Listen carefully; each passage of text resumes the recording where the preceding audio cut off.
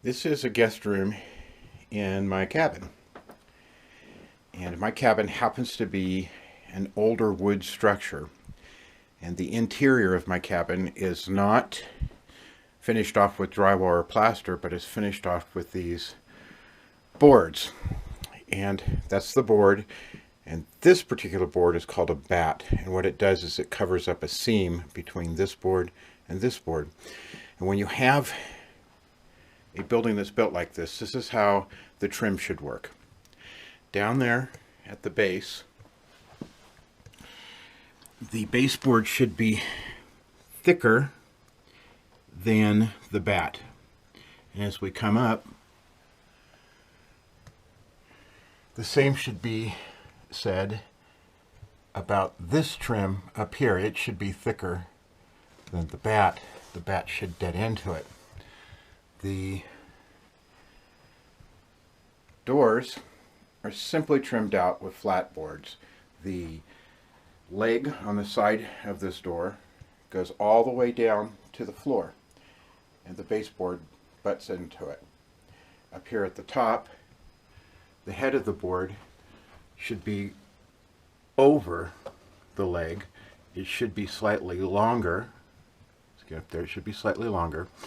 And it should be a straight cut. It shouldn't be a miter. A miter is a more modern kind of application, and you're not going to see it in your traditional old wood house. Now let's walk over here to the window. And the window's done very similarly to the door, but this is a very traditional installation. You have a wood jamb. That wood jamb goes up to the window, and you have flatboard trim. The flatboard butts into the head at the top. The head hangs over just like it does on the door.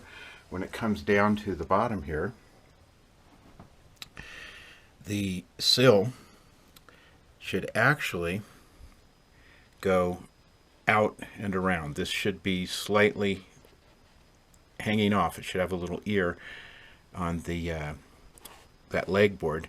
And the same thing could be said about, let's get this, here we go, the skirt board should be a little bit longer.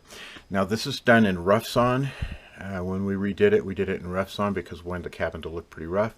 It can be done in smooth, especially if you're going to stain it. It probably would want to be done in smooth lumber. So let's close this up. Okay, and let's walk out here.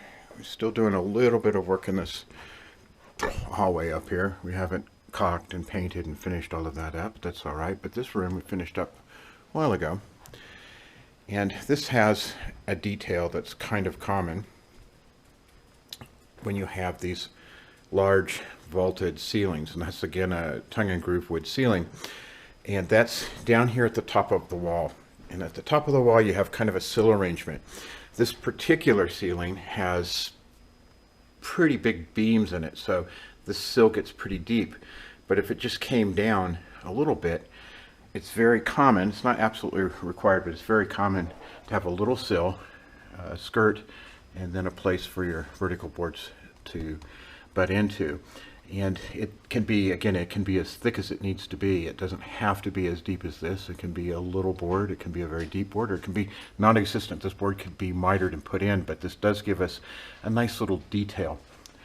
And that's how the interior of a traditional wood house, in this case cabin, should be done.